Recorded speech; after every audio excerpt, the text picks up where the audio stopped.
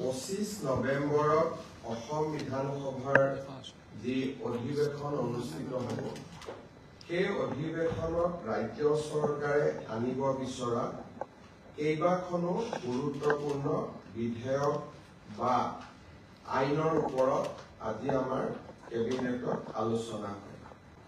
আজি আমাৰ কেবিনেটত যাক নেকি স্পেচিয়েল ৰিক্ৰুটমেণ্ট ড্ৰাইভ বুলি কোৱা হয়, সৰ্বশিক্ষা অভিযানত যিসকল ছাত্ৰ ছাত্ৰী যিসকল শিক্ষকে কাম কৰি থাকে 5 বছৰ পূৰ্ণ হলে তেওঁলোকক আমি চৰকাৰী শিক্ষকৰ মৰ্যাদা দিয়াৰ ব্যৱস্থা কৰিছিল।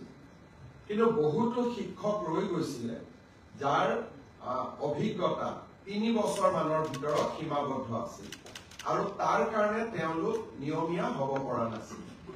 আজি কেবিনেটে স্পেচিয়েল ৰিক্ৰুটমেণ্ট ড্ৰাইভৰ জৰিয়তে সৰ্বশিক্ষা অভিযানৰ শিক্ষক শিক্ষয়িত্ৰীক চৰকাৰী চাকৰিত নিয়মীয়াকৰণৰ যিটো সীমা তাক 5 বছৰৰ পৰা 3 বছৰলৈ হ্ৰাস কৰে। ইয়াৰ ফলত সৰ্বশিক্ষা অভিযানত কাম কৰি থকা প্ৰায় 3000 শিক্ষক শিক্ষয়িত্ৰীয়ে চৰকাৰী শিক্ষকৰ মৰ্যাদা পোৱাত সহায়ক হ'ব। ইয়াৰ পিছত কেইটামান আমি গুৰুত্বপূৰ্ণ সিদ্ধান্ত লৈছিলো, আপোনালোকক মই এটা এটাকৈ জনাব বিচাৰিছো। আমাৰ শিক্ষকৰ বদলিৰ ক্ষেত্ৰত যোৱা কেবিনেটত আমি এটা সিদ্ধান্ত লৈছিলো যে মহিলাৰ কাৰণে ইয়াক আমি 10 বছৰৰ জায়গাত 5 বছৰ কৰিম। অৰ্থাৎ আগতে এজন শিক্ষক বা শিক্ষয়িত্ৰীয়ে ট্ৰান্সফাৰ ল'বৰ কাৰণে 10 বছৰ কাল অপেক্ষা কৰিব লাগিছিল। এতিয়া আমি শিক্ষয়িত্ৰীৰ ক্ষেত্ৰত ইয়াক 5 বছৰ কৰিম। কিন্তু বহুত শিক্ষকেও আমাক আপত্তি কৰিছিলে, সেইকাৰণে আমি শিক্ষকৰ ক্ষেত্ৰত ইয়াক 7 বছৰলৈ হ্ৰাস কৰিম। অৰ্থাৎ এতিয়া শিক্ষয়িত্ৰীয়ে 5 আজি আমাৰ কেবিনেটত আৰু এটা গুৰুত্বপূৰ্ণ সিদ্ধান্ত গ্ৰহণ কৰা হয়। 1983 চনত নেলিত এটা নৰসংহাৰ এটা সংগঠিত হৈছিল আৰু তেতিয়া তিৱাৰী কমিশ্যন বুলি ৰাজ্য চৰকাৰে এটা কমিশ্যন গঠন কৰি দিছিলে। কিন্তু আজিলৈকে কমিশ্যনৰ ৰিপৰ্ট বিধানসভাত দিয়া হোৱা নাছিলে। অহা 25 নৱেম্বৰৰ বিধানসভাত তিৱাৰী কমিশ্যনৰ ৰিপৰ্ট 1983 চনৰ নেলি নৰসংহাৰৰ প্ৰেক্ষাপটত গঠন কৰা তিৱাৰী কমিশ্যনৰ ৰিপৰ্ট আমি আনুষ্ঠানিকভাৱে অসম বিধানসভাৰ মজিয়াত ৰাখিবলৈ আমি আজি সিদ্ধান্ত গ্ৰহণ কৰিছোঁ। এনেধৰণে আজি আমাৰ কেবিনেটত এই গুৰুত্বপূৰ্ণ সিদ্ধান্ত কেইটি হয়। আৰু তাৰ উপৰিও কেবিনেটত আজি জুবিন গাৰ্গৰ সমাধিক লৈও বা জুবিন ক্ষেত্ৰক লৈও এটা অনানুষ্ঠানিক আলোচনা হৈছিলে। আমি DC কামৰূপ মহানগৰ আৰু সোণাপুৰৰ স্থানীয় ৰাইজৰ মাজত আলোচনা কৰি এই গোটেই সমাধি ক্ষেত্ৰখনক এটা ব্যৱস্থিত ৰূপলৈ আনিবলৈ আজি আমি DC কামৰূপ মহানগৰক পৰামৰ্শ দিছোঁ। কোনো কাৰণতে এই জুবিন ক্ষেত্ৰত মদ খোৱা মানুহ বা মদ সেৱন কৰাৰ কোনো ব্যৱস্থা যাতে হ'ব নোৱাৰে, তাৰ বাবে আমি কঠোৰ পদক্ষেপ ল'বলৈ আজি আমি কামৰূপ জিলা মহানগৰৰ উপায়ুক্তক আমি পৰামৰ্শ দিছোঁ। কিন্তু তাৰ নীতি নিয়ম কি হ'ব, এই ক্ষেত্ৰত সোণাপুৰৰ স্থানীয় ৰাইজ, কামৰূপ জিলাৰ উপায়ুক্ত বা আয়ুক্ত তেখেতসকলে আলোচনা কৰি ইয়াৰ ডিটেইল সিদ্ধান্ত ল'ব। আমি মাত্ৰ অন প্ৰিন্সিপল কৈছোঁ যে জুবিন গাৰ্গক যাতে যিকোনো কাৰণতে মদৰ লগত তেখেতৰ যাতে ইমেজ 100 বছৰ পিছত নতুন প্ৰজন্মৰ মাজত এজন গায়ক হিচাপে আমি ৰাখিব পাৰোঁ, সংগীতজ্ঞ হিচাপে ৰাখিব পাৰোঁ, সাংস্কৃতিক সম্পদ হিচাপে ৰাখিব পাৰোঁ, জাতিৰ সম্পদ হিচাপে ৰাখিব পাৰোঁ। 100 বছৰ পিছত যাতে কোনো এজন ডেকা লৰাই নতুন প্ৰজন্মই ক'ব নোৱাৰে যে মদৰ লগত জুবিন গাৰ্গৰ সম্পৰ্ক কি আছিল। কাৰণ ই সঁচাও নহয়, তেওঁ 24 ঘণ্টা মদ খাই কেতিয়াও থকা নাছিল। এইটো এটা ভুল ধাৰণা এটা এচাম লোকে গৈ সোণাপুৰত সৃষ্টি কৰিব খুজিছে। তাৰ বিৰুদ্ধে চৰকাৰে কঠোৰ পদক্ষেপ ল'বলৈ সিদ্ধান্ত গ্ৰহণ কৰিছে। কাৰণ আমি জুবিনক শিল্পী হিচাপে জীয়াই ৰাখিব খোজোঁ, সাংস্কৃতিক সম্পদ হিচাপে জীয়াই ৰাখিব খোজোঁ। জ্যোতি বিষ্ণু ভূপেন হাজৰিকাক অসমৰ ৰাইজে যেনেকৈ জীয়াই ৰাখিছে তেনেকৈ আমি জুবিন গাৰ্গক জীয়াই ৰাখিব খোজোঁ। যাতে জ্যোতিপ্ৰসাদক যেনেকৈ আজিও মানুহে মনত ৰাখে, বিষ্ণুপ্ৰসাদ ৰাভাক যেনেকৈ মনত ৰাখে, বিষ্ণুপ্ৰসাদ ৰাভাই কেতিয়াবা মদ খাইছিল নাই খোৱা তাক মানুহে আলোচনা নকৰে, ভূপেন হাজৰিকাই মদ খাইছিল নাই খোৱা তাক কেতিয়াও মানুহে আলোচনা নকৰে। তেওঁলোকৰ পৰিচয় হৈছে অসমৰ সাংস্কৃতিক জীৱনলৈ দি যোৱা বিশাল অৱদান। আমি জুবিন গাৰ্গকো তেনেকুৱা এজন নমস্য ব্যক্তিৰ শাৰীলৈ লৈ যোৱাটো প্ৰতিজন অসমীয়াৰ দায়িত্ব। এছাম লোকে যি এক উদ্ভণ্ডালী পৰিৱেশ সৃষ্টি কৰিছে তাৰ বিৰুদ্ধে চৰকাৰে DC কামৰূপ আৰু গুৱাহাটীৰ পুলিচ আয়ুক্তক কঠোৰ হ'বলৈ নিৰ্দেশ দিছে। কেবিনেটত মোটামুটি আজি লোৱা সিদ্ধান্ত এইকেইটা। Sir, can you please repeat the cabinet meeting in English? It will be difficult. You have to translate yourself because it will be.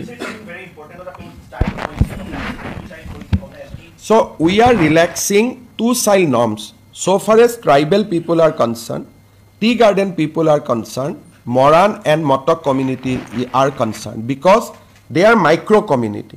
If we restrict on their population, so they may cease to exist after 50 years.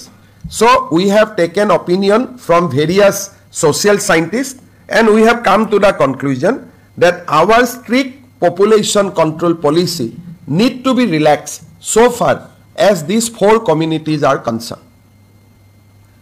Sir, ছয় জনগোষ্ঠীৰ যিটো জনজাতিকৰণৰ যিটো বিষয় সেই বিষয়টো সেইদিনাখন আপোনাৰ ট্ৰাইবেল সংঘই কৈছিলে যে আহোম যিটো জাতি সেই জাতিৰ সোমাব নালাগে। চাওক আমি ইয়াৰ ওপৰত কমেণ্ট নিদিওঁ, মন্ত্ৰীসভাৰ কমিটিয়ে প্ৰতিবেদন দিব আৰু প্ৰতিবেদনত আপোনালোকে চৰকাৰৰ ভিউজ বুজি পাব। চৰকাৰৰ লক্ষ্য এটাই যে এই সমস্যাটোৰ ইতিবাচক আৰু শান্তিপূৰ্ণ সমাধান হ'ব লাগে। গতিকে চৰকাৰে গোটেই পজিটিভলি সকলোৰে ভিউজবিলাক ইনকৰ্পৰেট কৰি এখন প্ৰতিবেদন দিব বিধানসভাত। বিধানসভাত সকলো দল থাকে, এইটো বিজেপিৰ সমস্যা নহয়, সকলো দলৰ সমস্যা। গতিকে সকলো দলে বিধানসভাৰ মজিয়াত তাক আলোচনা কৰিব পাৰিব।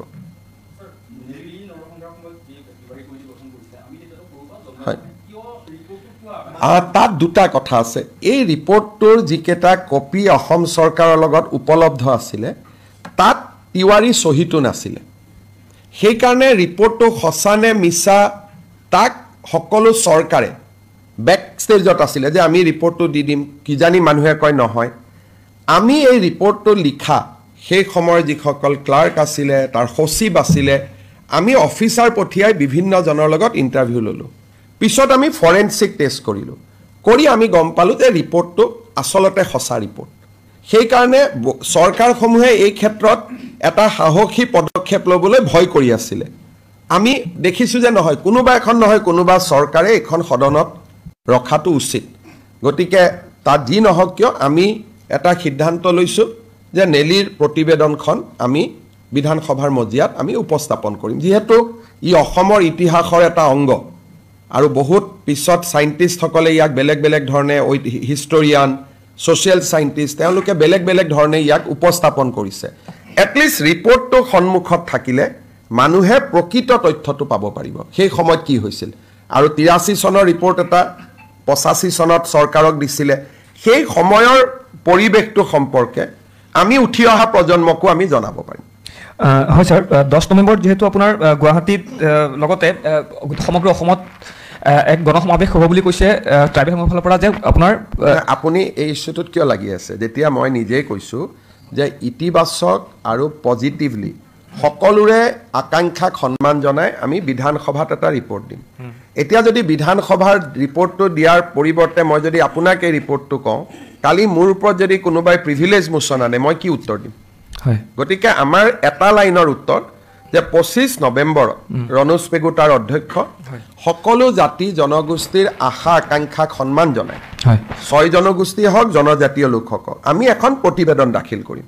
আৰু প্ৰতিবেদনখন পঢ়িলেই আপোনালোকে বহুত কথা বুজি পাব আৰু গোটেই ব্যৱস্থাটো আপোনালোকে বুজি পাব আৰু 6 জনগোষ্ঠী বা জনজাতীয় লোকসকলেও কথাখিনি বুজি পাব।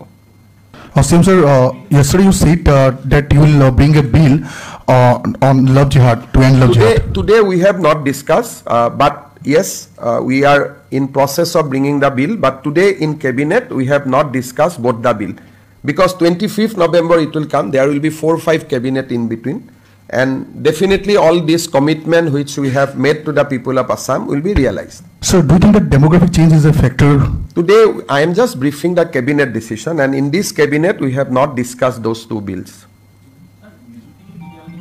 নিযুক্তিখিনি বৰ্তমান অসমৰ পৰিৱেশটোৰ কাৰণে আমি অলপ অপেক্ষা কৰিছিলোঁ 1 তাৰিখৰ পৰা ডিপাৰ্টমেণ্টবিলাকৰ লটাৰী আৰম্ভ হ'ব কোন ডিপাৰ্টমেণ্টত যাব ইন দি মিন টাইম প্ৰাথমিক শিক্ষকৰ ৰিজাল্ট এটা দিব বাকী আছে গতিকে অক্টোবৰৰ ভিতৰত প্ৰাথমিক শিক্ষকৰ 5000 পোষ্টৰ ৰিজাল্টটো হ'ব গতিকে মই ভাবো যে নৱেম্বৰ মাহত আমি নিযুক্তিবিলাক দিব পাৰিম গতিকে ইয়াত নিযুক্তি 2-3টা প্ৰক্ৰিয়া আছে প্ৰথম এডিআৰই ৰিজাল্টটোক আমি ডিপাৰ্টমেণ্টত দিব লাগিব ডিপাৰ্টমেণ্টে আকৌ পোষ্ট চাই পোষ্টিং অৰ্ডাৰ বনাব লাগিব গতিকে প্ৰায় 15 দিন আমাক সময় লাগে এইকেইটা দিন অসমৰ পৰিৱেশৰ কাৰণে কোনেও অফিচত কাম কৰিব পৰা নাছিল সবৰে এটাই টপিক চলি আছিল হেতু কাৰণে আজি কালিৰ পৰা আমি কামত হাত দিম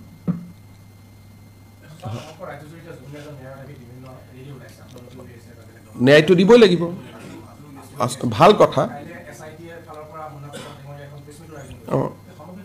পৰিৱেশটো একো নাই যে আমি ইয়াত ব্লেম গেম কৰি কি লাভ হ'ব চাৰ্জশিট আমি দিমেই ন্যায়ালয়ে ন্যায় দিব গতিকে ইয়াত যিসকলে আন্দোলন কৰে বা ন্যায়ালয়ক আমি বিশ্বাস নকৰোঁ তেওঁলোকৰ কাৰণে এইটো সমস্যা বিজেপি ওলাই আছে ন্যায়ালয়ৰ ওপৰত আমাৰ বিশ্বাস আছে গতিকে যিসকলে ন্যায়ালয়ক বিশ্বাস নকৰে তেওঁলোকে এই ধৰণৰ ব্যৱহাৰ কৰি থাকিব কিন্তু অসম চৰকাৰ বা মোৰ বিশ্বাস আছে যে এসআইটিয়ে ভাল কাম কৰিব আৰু ৰাইজে যি বিচাৰে এসআইটিয়ে সব কৰিছে সিঙ্গাপুৰ যাব লাগে ঘটনাস্থলীত যাব লাগে দ্বিতীয়বাৰ পোষ্টমৰ্টেম কৰিব লাগে যিমান পৰামৰ্শ দিছিল আমিতো সব কৰিছো এটা পৰামৰ্শ দিয়া মানুহবিলাকে আকৌ আন্দোলন কৰিব খোজে কিন্তু তেওঁলোকৰ যদি কিবা কথা আছে জাস্টিস সৌমিত্ৰ শইকীয়া আয়োগকহে জনাব লাগে আমাৰ প্ৰসেছন কি বিজেপিৰ প্ৰসেছন সিম্পল ন্যায়ালয়ৰ ওপৰত আমাৰ বিশ্বাস আছে এসআইটিয়ে পানী নখৰকা অভিযোগনামা দিয়ক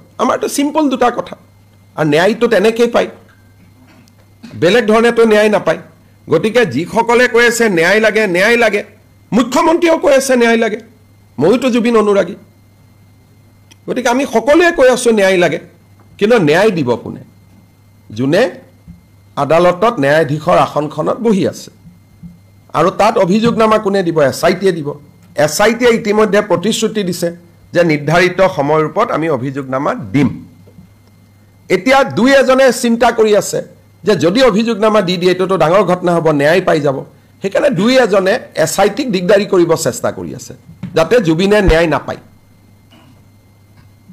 ইটো প্ৰশ্ন কৰে হিটো প্ৰশ্ন কৰে কোনবাই কয় সিবিআইক দিব লাগে অমুকক দিব লাগে কিছুমানে চেষ্টা কৰি আছে যাতে জুবিনে ন্যায় নাপায় কিন্তু মই জুবিনৰ প্ৰচণ্ড অনুৰাগী গতিকে মই ন্যায় দিয়াৰ ক্ষেত্ৰত মই কোনো ক্ষেত্ৰতে কম্প্ৰমাইজ নকৰো